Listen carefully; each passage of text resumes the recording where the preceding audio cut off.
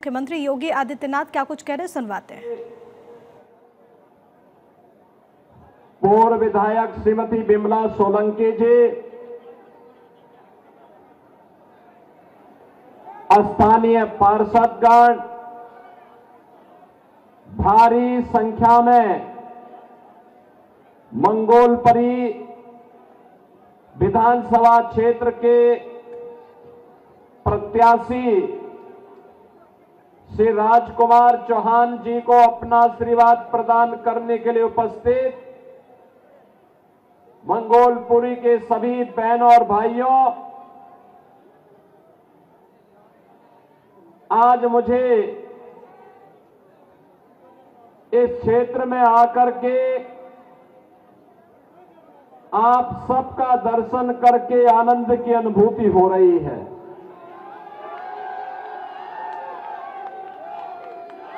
मुझे आनंद इस बात का भी है,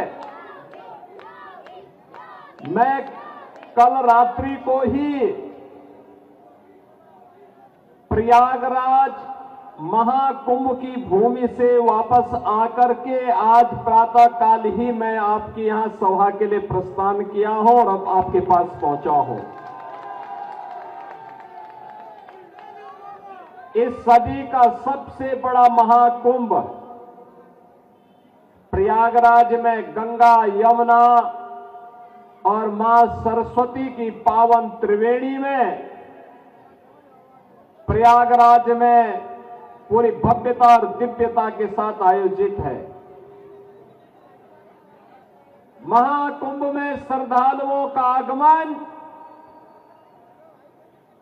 का अंदाजा भी इसी से लगा सकते हैं कि पिछले 16 दिनों में अब तक लगभग 18 करोड़ श्रद्धालु त्रिवेणी के संगम में पावन स्नान करके अपने जन्म और जीवन दोनों को धन्य किए हैं। बहनों और भाइयों, ये भारत के विरासत के प्रति भारत की जनता जनार्दन की अगाध आस्था का प्रमाण है। एक नए भारत का दर्शन हो रहा है और नए भारत का दर्शन हम सबको कराया है इस देश के यशस्वी प्रधानमंत्री श्री नरेंद्र मोदी जी ने। आप मुझे बताइए कि इतना बड़ा आयोजन उत्तर प्रदेश के प्रयागराज जनपद में हो रहा है और सफलतम आयोजन इसलिए हो पा रहा है क्योंकि उत्तर प्रदेश में भी भाजपा की सरकार और केंद्र में भी मोदी जी के नेतृत्व में भारतीय जनता पार्टी की सरकार, ये डबल इंजन की सरकार जब मिलती है तो कोई भी कार्यक्रम पूरी भव्यता के साथ, पूरी दिव्यता के साथ आगे बढ़ता है और प्रयागराज में वही दर्शन हम सबको हो रहा है। बहनों और भाइयों, 2025 का जनवरी माह भव्य और दिव्य महाकुंभ के लिए और 2024 का जनवरी माह एक भव्य और नव्य अयोध्या के लिए जानी जाती है। याद करिए, अयोध्या में 500 वर्षों तक इंतजार करना पड़ा, लेकिन जब उत्तर प्रदेश में डबल इंजन की भाजपा की सरकार आई तो अयोध्या में 500 वर्षों का बैरियर समाप्त हुआ, भगवान श्री राम के भव्य मंदिर का मार्ग प्रशस्त हुआ और अंततः 22 जनवरी 2024 को प्रधानमंत्री मोदी जी के नेतृत्व में उनके कर कमलों से अयोध्या में रामलला की मूर्ति की प्राण प्रतिष्ठा का कार्यक्रम संपन्न हुआ। बहनों और भाइयों, ये नया भारत है।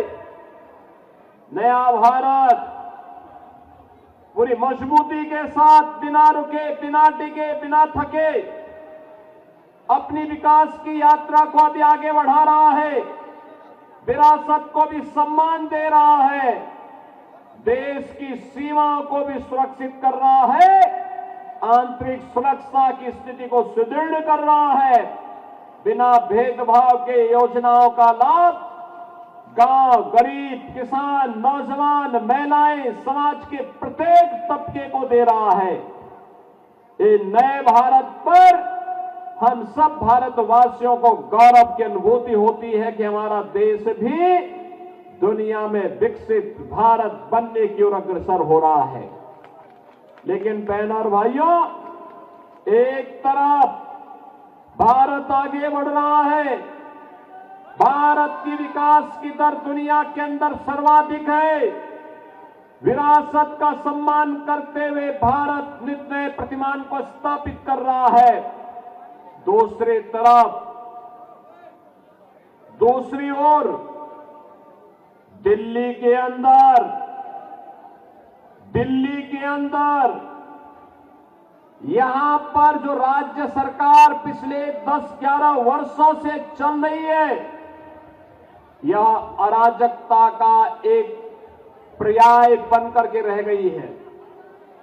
बहनों और भाइयों, देश के अंदर आजाद भारत की पहली ये राज्य सरकार है और पहली पार्टी है जिस सरकार पर और जिस पार्टी पर भ्रष्टाचार का मुकदमा दर्ज हो रखा है। न केवल इनके नेता बल्कि आम आदमी पार्टी स्वयं भी आज के दिन पर भ्रष्टाचार के अपराधी बनकर के कटघरे में खड़ी हुई है। किस नैतिकता से जनता जनार्दन के पास जाकर के वोट मांग रहे हैं? बहनों और भाइयों, याद करिए 2013 में जब श्री अन्ना हजारे जी के नेतृत्व में दिल्ली के अंदर जन लोकपाल के लिए लंबा आंदोलन चल रहा था, जन लोकपाल, लेकिन दिल्ली के अंदर आम आदमी पार्टी की सरकार बनी। जन लोकपाल के मुद्दे को इन्होंने एक तरफ फेंक दिया। सिटीजन चार्टर की बात कही थी जिसमें जनता के प्रति जवाबदेही की ये लोग बात करते थे, लेकिन जनता के प्रति इनकी जवाबदेही क्या है?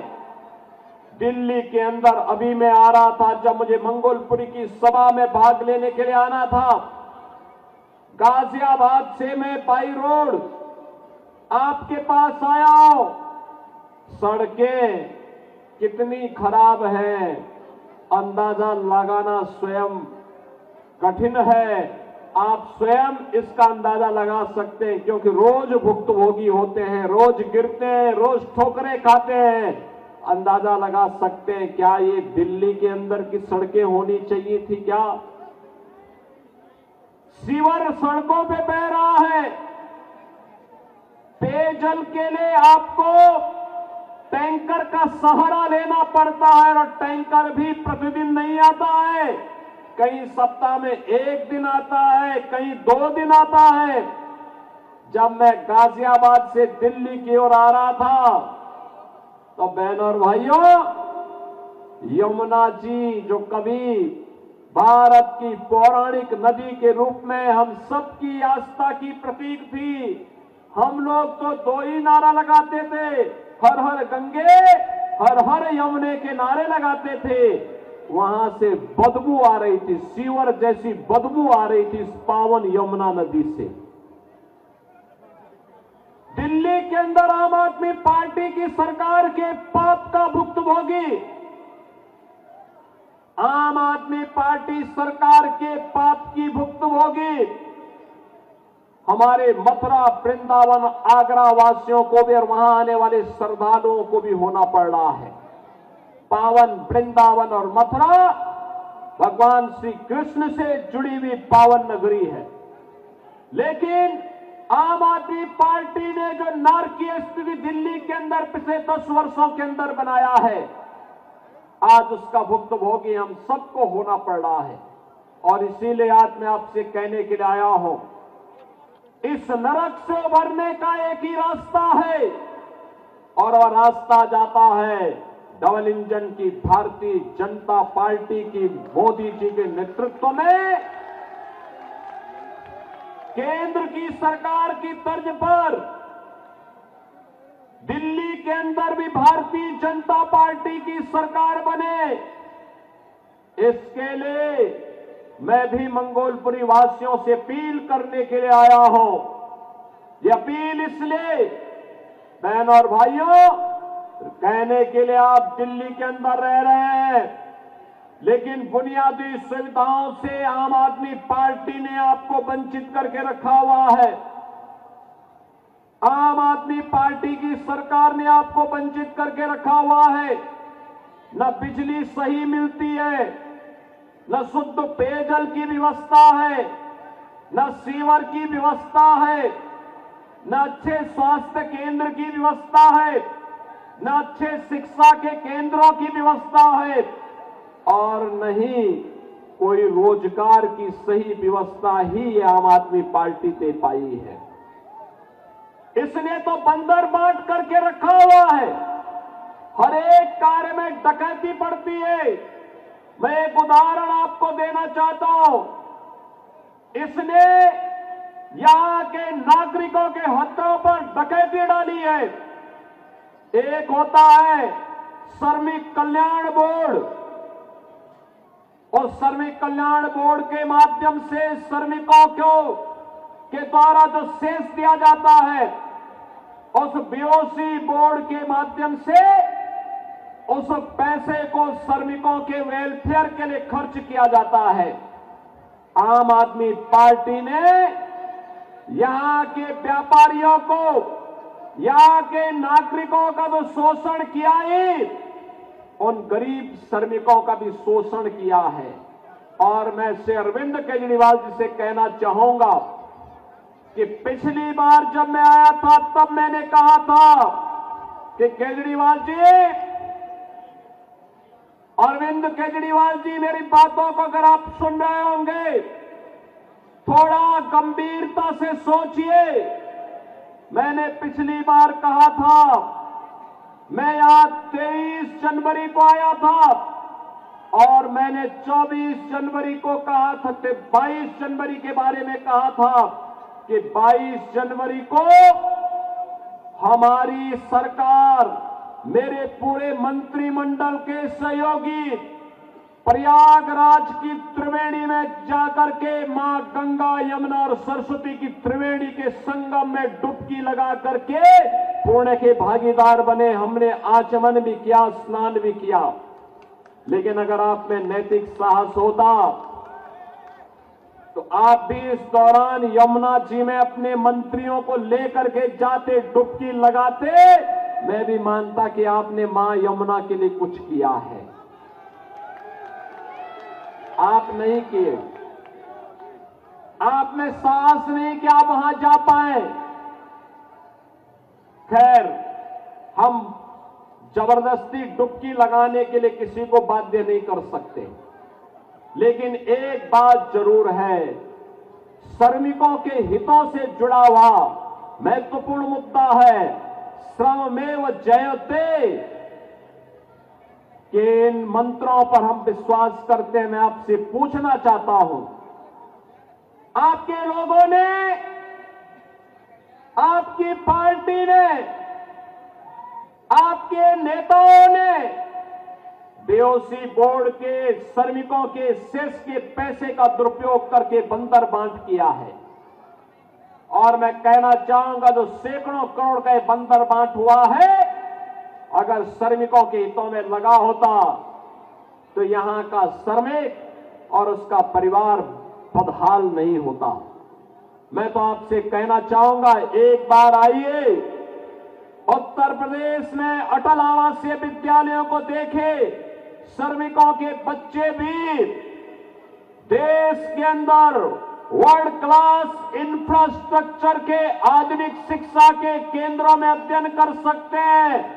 उनकी लॉजिंग, फूडिंग की व्यवस्था उत्तम हो सकती है। आपको उत्तर प्रदेश में आकर के मॉडल देखना चाहिए। अटल आवासीय विद्यालय में आकर के देखिए, उत्तर प्रदेश सरकार ने आदरणीय प्रधानमंत्री जी के मार्गदर्शन में ये मॉडल हेल्थ कमिश्नरी स्तर पर उपलब्ध करवाया है। अगर आप भी दिल्ली के अंदर करेंगे तो दिल्ली के लाखों श्रमिक इसका लाभ उठाएंगे। बहनों और भाइयों, एक तरफ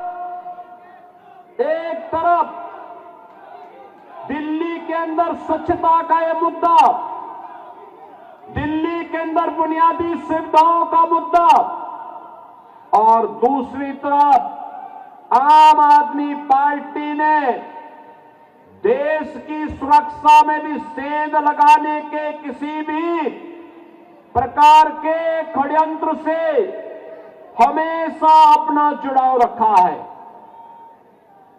आपने देखा होगा, इन्होंने आधार बनाने की मशीन अपने नेताओं को वितरित कर दी, अपने विधायकों को वितरित कर दी, और उसके माध्यम से उन्होंने बांग्लादेशी घुसपैठियों को, रोहिंग्याओं को भी आधार कार्ड बनाने का पाप किया है।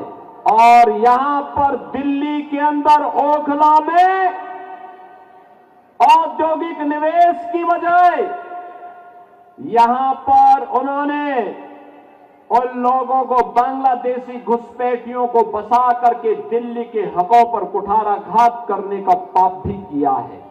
बहनों और भाइयों, विकास डबल इंजन की सरकार से ही आगे बढ़ता है। अलग अलग राग अलापने से नहीं हो सकता है। आज आप प्रयागराज में जो भव्य और दिव्य कुंभ देख रहे हैं, इसलिए क्योंकि डबल इंजन की सरकार है। आज आप अयोध्या में एक नई अयोध्या के दर्शन कर रहे हैं, दिव्य और नव्य अयोध्या के दर्शन कर रहे हैं, इसलिए क्योंकि डबल इंजन की सरकार है। और डबल इंजन की सरकार ऐसा कार्य करती है, एक और भगवान राम का भव्य मंदिर का निर्माण करती है, तो दूसरी ओर अयोध्या के इंटरनेशनल एयरपोर्ट का नामकरण महर्षि वाल्मीकि के नाम से भी करती है।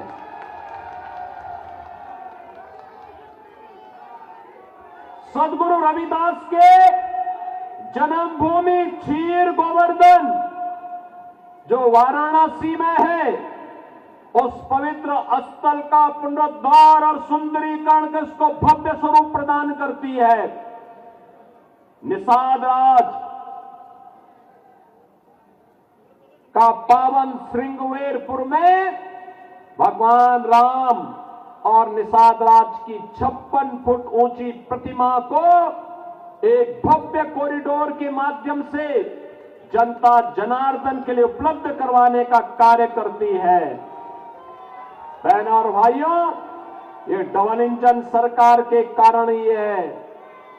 ये डबल इंजन सरकार का ही परिणाम उत्तर प्रदेश के अंदर है कि उत्तर प्रदेश आज एक्सप्रेसवे में नंबर 1 है, रेलवे के नेटवर्क में नंबर 1 है, सबसे अधिक मेट्रो का संचालन करने वाले सिटी उत्तर प्रदेश के अंदर है, सबसे अधिक हाईवे का नेटवर्क और सबसे अधिक रेलवे का नेटवर्क भी आज उत्तर प्रदेश के पास है, क्योंकि उत्तर प्रदेश में डबल इंजन की भाजपा की सरकार है। और डबल इंजन की इसी सरकार को आगे बढ़ाने के लिए आज दिल्ली वासियों से मैं अपील करने के लिए आया हूं। अगर आपको इंफ्रास्ट्रक्चर देखना है, थोड़ा दूर नहीं, आज दिल्ली से सटे हुए गौतम बुद्ध नगर जनपद और गाजियाबाद के इंफ्रास्ट्रक्चर और दिल्ली के अंदर आम आदमी पार्टी के द्वारा 10 वर्ष के अंदर जिस प्रकार की अराजकता और अव्यवस्था दिल्ली के अंदर फैलाई गई है, इसकी थोड़ा तुलना करेंगे और उसी का परिणाम है कि दिल्ली के अंदर से लोग अब बसने के लिए नोएडा और गाजियाबाद की तरफ भाग रहे हैं। बहनों और भाइयों, मैं आप सबसे अपील करूंगा, ये चुनाव में तमाम प्रकार के झूठे नारे देंगे, झूठे वायदे करेंगे, आम आदमी पार्टी के इन झूठे नारों और वायदों में जाने की आवश्यकता नहीं। जो व्यक्ति अपने गुरु अन्ना हजारे जी को धोखा दे सकता हो, जिस व्यक्ति के कैबिनेट के ज्यादातर लोग जेलों की सलाखों के अंदर बंद हो चुके हो, जो पार्टी स्वयं अपराध के और भ्रष्टाचार के दलदल में धंसी हुई हो, उन पर विश्वास करने की आवश्यकता नहीं। याद करना, जब भी दिल्ली के इंफ्रास्ट्रक्चर को मजबूत करने के लिए केंद्र में मोदी जी के नेतृत्व की भारतीय जनता पार्टी सरकार ने दिल्ली की आम आदमी पार्टी सरकार को कहा, इनका जवाब नकारात्मक रहा है। मेट्रो में सहयोग करने का हो, देश की पहली रैपिड रेल के संचालन का हो, या फिर दिल्ली मेरठ 12 लेन के एक्सप्रेसवे का मुद्दा हो, या eastern and western peripheral expressway के निर्माण के मुद्दे का हो। याद करना, प्रत्येक में यूपी के अंदर की भाजपा की सरकार ने केंद्र की सरकार के साथ मिलकर काम किया। परिणाम है eastern and western peripheral UP के अंदर समय से पहले पूरा हो गया। दिल्ली मेरठ 12 लेन का एक्सप्रेसवे यूपी के अंदर हो गया, लेकिन दिल्ली के अंदर आम आदमी पार्टी सरकार ने योगदान नहीं दिया। ऐसे ही दिल्ली मेट्रो का पैसा भी दबाई हुई है, रैपिड रेल का पैसा भी सहयोग नहीं किया। यह आम आदमी पार्टी विकास विरोधी है, नौजवान विरोधी है, दलित और गरीब विरोधी है, उन्हें सुविधाओं से वंचित करने वाली पार्टी है। यह अखंड भ्रष्टाचार में डूबी है, यह आपकी आस्था के साथ खिलवाड़ करने वाली पार्टी है। और इसीलिए मेरी आप सबसे अपील है कि भारतीय जनता पार्टी ने अपने एक अनुभवी और सुयोग्य प्रत्याशी को मंगोलपुरी में आपके बीच में उतार करके आपसे फिर से अपील करने के लिए भेजा है। श्री राजकुमार चौहान जी को भारतीय जनता पार्टी ने अपना प्रत्याशी बना करके आपके बीच उतारा है। भारतीय जनता पार्टी विरासत और विकास की इस राजनीति का, सुरक्षा और समृद्धि के इस अभियान का हिस्सा मंगोलपुरी को भी बनाना चाहती है।